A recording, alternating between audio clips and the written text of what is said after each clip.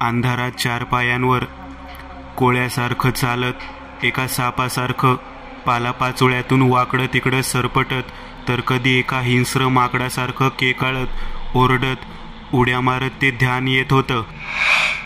कंदिलाच्या प्रकाशात धुक्यातून वाट काढत आंबो बागेबाहेर घेऊन जाणाऱ्या वाटेपर्यंत पोहोचला होता. 40-50 पावलांवर आंबोचं घर दिसत होतं आणि स्वयंपाकघरातल्या खिडकीसमोर बसलेली मेघाही.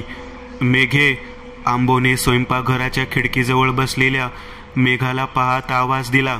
त्याच क्षणी आंबोच्या कानावर एक विचित्र ओरडण्याचा आवाज पडला.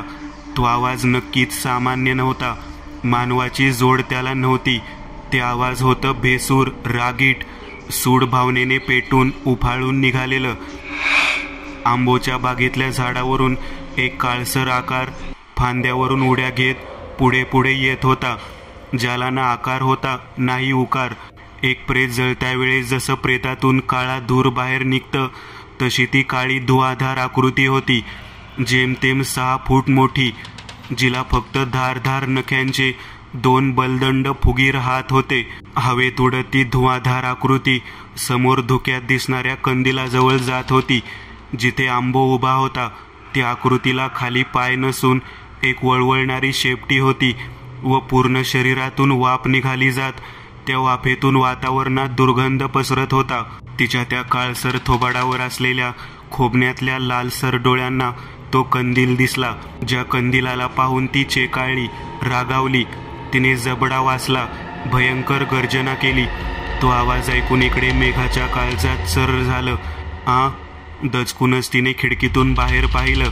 त्या चंद्राच्या निळसर उजेडात गुडघ्यानितक्या धुक्यात तिला आपला बा हातात कंदील घेऊन पाठमोरा उभा असलेला दिसला.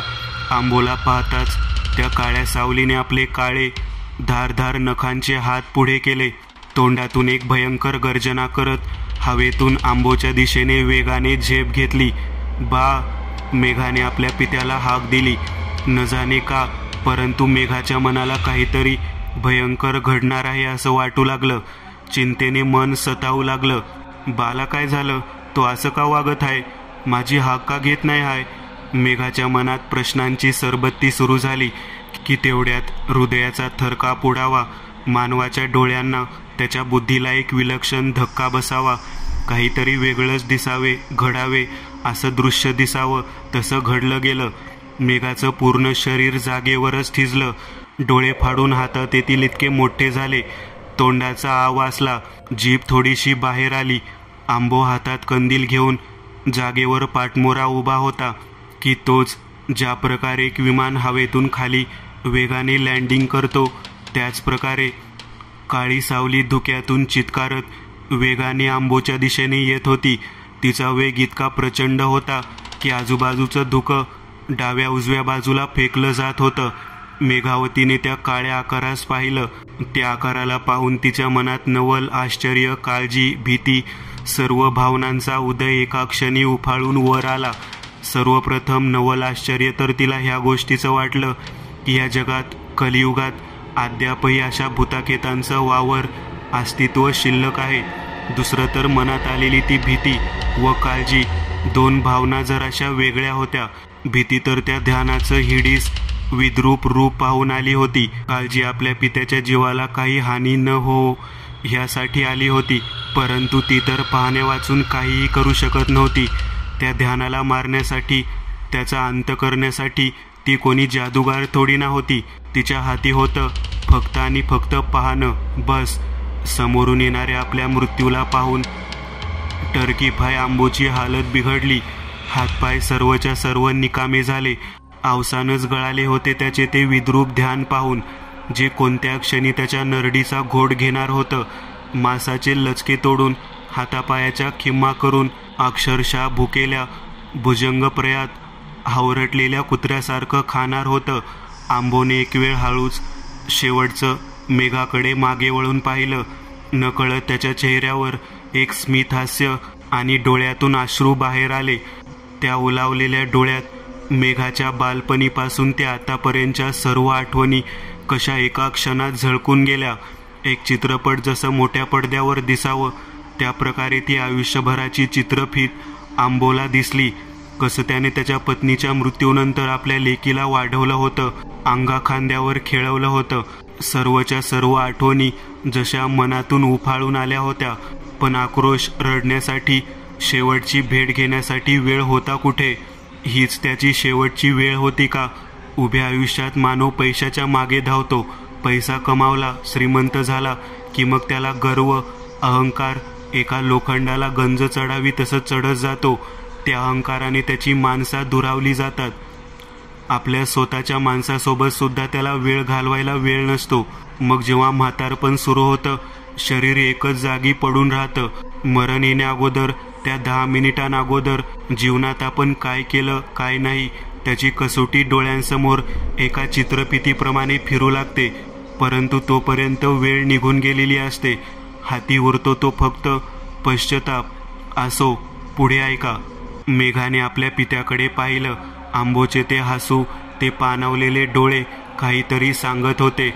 त्या डोळ्यात उभ्या आयुष्यात एका बापाचं आपल्या लेकीवर असलेलं प्रेम दिसत होतं, जे मेघाला जाणवलं होतं. पुढे काय घडणार आहे हे सुद्धा तिला कळलं होतं.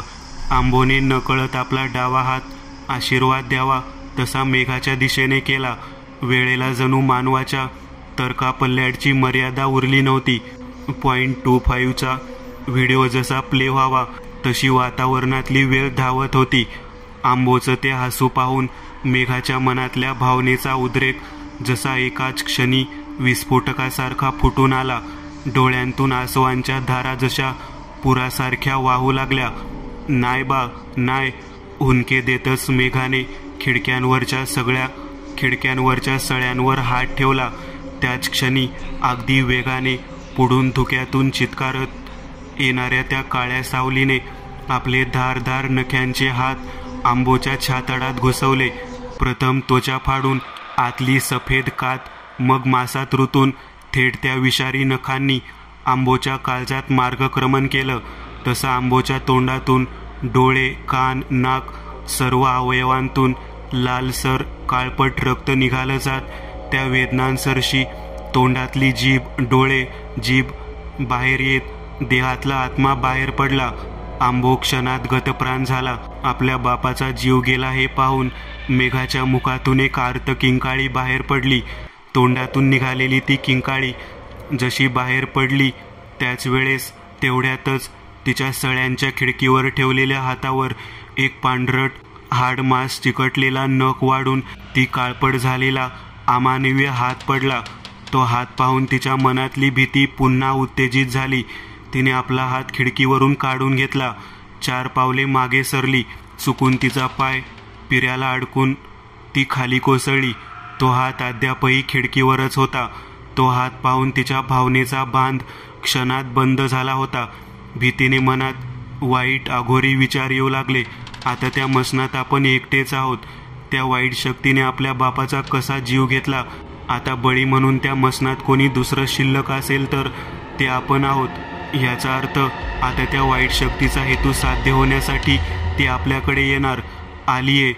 आता कोणत्याही क्षणी ती आपलाही घात करणार. मेघाच्या मनात भीतिमय विचार उत्पन्न होत होते. तेवढ्यात तिचा हात आपल्या पोटावर गेला. आपण गरोदर आहोत हे तिला आता ह्या क्षणी जाणवलं. आपल्यावर जर कधी हल्ला झाला, आपण त्या वाईट शक्तीच्या हातून मारलो गेलो तर आपल्या होणाऱ्या मुलाचं काय? त्याने तर अद्याप ह्या जगातही प्रवेश केला नव्हता. आपल्या आईवडिलांचा चेहराही पाहिला नव्हता. त्याच्यासोबत असं का व्हावं? त्याची काही चुकी आहे? नाही, म्या माझ्या पोरासनी काही होऊ देणार नाही. मेघाने पोटावर हात ठेवतच मनात निश्चय केला. काही करून मसनातून बाहेर पडायचं. आपला व आपल्या होणाऱ्या मुलाचा जीव वाचवायचा. बस. मेघा आपल्या विचारात गाढ गुंतली होती. तेवढ्यात हा घसा खाकरून बोलणारा आवाज आला, जो की तिच्या कानात शिरला. तिने समोर खिडकीत पाहिलं. तो पांढरा शिपट हाताचा पंजा व त्या हातावरची काळी निळी बोट विशिष्ट पद्धतीने सळीवर पकडून हालचाल करत होती. मेघे. पुन्हा तो घसा खाकरून बोलण्याचा आवाज आला. बाहेर रातकिड्यांची किरकिर वेगाने वाजू लागली होती. बाहेर मसनात एका झाडावर बसलेला, लालसट वटारलेल्या डोळ्यांचं अपशकुनी कारस्थानी घुबड, मनमोहक मृत्यूची शीळ आवाज करत वाजवत होता. आजूबाजूला मसनात सर्वत्र पसरलेल्या गाढ धुक्यात लाल माती खाली गाडलेली प्रेत मातीच्या ढेकळांवरून हात बाहेर काढून बोट फिरवत मग एक एक करत बाहेर पडू लागली होती. जणू समद पंचक्रोशीतल्या ओळखीच्या राजगड मसनात आज रात्री प्रेतांची जत्राच भरली होती. पुन्हा आलेल्या त्या आवाजाने मेघाची पाचावर धारण बसली. कारण समोर मेघाचं सर्व लक्ष त्या 4 उभ्या सळ्यांच्या खिडकीत होतं आणि त्या सळ्यांच्या खिडकीवर तो हात ठेवलेला होता, जो की आता हळूहळू खाली निघून गेला. हात निघून जाताच आता त्या खिडकी बाहेरून पांढरट धुकं वाहू लागलं. काही वेळ बाहेरून कसलीच हालचाल झाली नाही. हे पाहून मेघाला धीर आला. तिच्या मनात आता उत्कंठा निर्माण झाली. ती त्या खिडकीजवळ जाऊ लागली. पांढरट धुकं पाहता पाहता वाढू लागलं, इतकं की बाहेरचं चांदण्याचा प्रकाशही रोखला गेला. मेघाने बाजूला खालीच ठेवलेली बत्ती उचलली. त्या बत्तीच्या हुकामध्ये चुकून एक लसूण मगाशी मेघा खाली पडली तेव्हा उडून नेमका त्यात फसला होता, हे मेघाला ठाऊक नव्हतं. बत्ती उचलून मेघा गुडघ्यांवर चालतच खिडकीच्या दिशेने निघाली. बत्तीचा तांबडसर उजेड तिच्या घामाने ओलावलेल्या चेहऱ्यावर पडत होता. साडीचा पदर जरासा खांद्यावरून बाजूला सरकला जात आतले 2 फुगीर वक्षस्थले उघडी पातळ मादक कंबर दिसत होती. काही वेळातच मेघा खिडकीजवळ पोहोचलीही. कसलीही हालचाल बाहेरून होत नव्हती. जणू युद्धापूर्वीची ही शांतता तर नव्हती ना. एक हात मेघाने खिडकीवर ठेवला. दुसऱ्या हातातली बत्ती थोडी खिडकीच्या दिशेने बाहेरचं काही दिसतं ह्यासाठी पुढे केली. मेघा एकटक धुक्यातून बाहेर काही दिसतं का ते पाहत होती. परंतु तिला पाहायचं तरी काय होतं? कशाला नाही ती उठाठेवती करत होती. गपगुमान ह्या जागेतून निघून जायचं, स्वतःचा जीव वाचवायचा. नाही ते उद्योगधंदे करण्याची काय गरज होती तिला? उगाचच का स्वतःच्या जीवाची पैज लावायची? मेघा एकटक समोर पाहण्यात मग्न होती की तेवढ्यात मागून काहीतरी ताट वगैरे पडण्याचा आवाज आला. त्या निर्जीव शांततेत तो आवाज घुमला. मेघाने लागलीच धडधडत्या काळजासहित मागे वळून पाहिलं. तिला अंधारात 2 लहानसे डोळे लुकलुकताना दिसले व वेगाने ते 2 डोळे तिच्याच दिशेने जमिनीवरून सरपटत आले. समोरून काय दिसेल, कसला आकार असेल, हे सर्व पाहण्यासाठी मेघाने छातीत श्वास अडकवून धरला. नि त्याच क्षणी अंधारातून एक लहानसा उभट चेहऱ्याचा, मोठ्या कानांचा, 2 दातांचा, लहान लहान पायांचा, मागे शेपूट असलेला उंदीर मेघाच्या बाजूने निघून गेला.